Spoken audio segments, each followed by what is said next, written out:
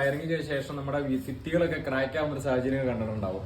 അപ്പോൾ അതിനൊരു പരിഹാരമായിട്ടാണ് ഞാൻ ഇന്ന് എത്തിയിട്ടുള്ളത്. അപ്പോൾ ഫ്രണ്ട്സ് നമസ്കാരം, ഞാൻ നിങ്ങൾക്ക് ഒരു ഉപയോഗപ്രദമായ ഒരു വീഡിയോ ആയിട്ടാണ് ഇന്ന് വന്നിട്ടുള്ളത്. നമ്മൾ വയറിംഗ് സമയത്ത് അല്ലെങ്കിൽ വയറിംഗ് ശേഷം നമ്മുടെ ഭിത്തികളൊക്കെ ക്രാക്ക് ആവുന്ന ഒരു സാഹചര്യം കണ്ടിട്ടുണ്ടാവും. അപ്പോൾ അതിനൊരു പരിഹാരമായിട്ടാണ് ഞാൻ ഇന്ന് എത്തിയിട്ടുള്ളത്. അപ്പോൾ എൻ്റെ കയ്യിലുള്ളത് ഫൈബർ മെഷാണ്. നമ്മൾ സീലിങ്ങിനൊക്കെ പുട്ടിക്കൊക്കെ വർക്കൊക്കെ ചെയ്യുന്ന സമയത്ത് നമ്മൾ ഇടുന്ന ഫൈബർ മെഷാണ് എൻ്റെ കയ്യിലുള്ളത്. അപ്പോൾ ഏത് ആപ്ലിക്കേഷൻ നമ്മൾ യൂസ് ചെയ്യുന്നത് വെച്ച് കഴിഞ്ഞാൽ നമ്മളിപ്പോൾ വയറിംഗ് പൈപ്പ് നമ്മൾ അടിക്കുന്നത് അല്ലെങ്കിൽ പൊഴിച്ച് യൂസ് ചെയ്യുന്ന ഒരു സാഹചര്യം. നമ്മളിപ്പോൾ നിങ്ങളൊരു ഇലക്ട്രീഷ്യനോ അല്ലെങ്കിൽ നിങ്ങൾ ഇലക്ട്രിക്കലായിട്ട് ബന്ധപ്പെട്ട വർക്കൊക്കെ ചെയ്യുന്നവരാണെങ്കിൽ ഇതുപോലെ വയറിംഗ് പൈപ്പുകളോ 2-3 അതിൽ കൂടുതലൊക്കെ നമ്മൾ അടിക്കുന്ന ഒരു സാഹചര്യത്തിൽ മാക്സിമം നമ്മൾ പൊഴിക്കേണ്ട ഒരു സാഹചര്യം വരുന്നുണ്ട്.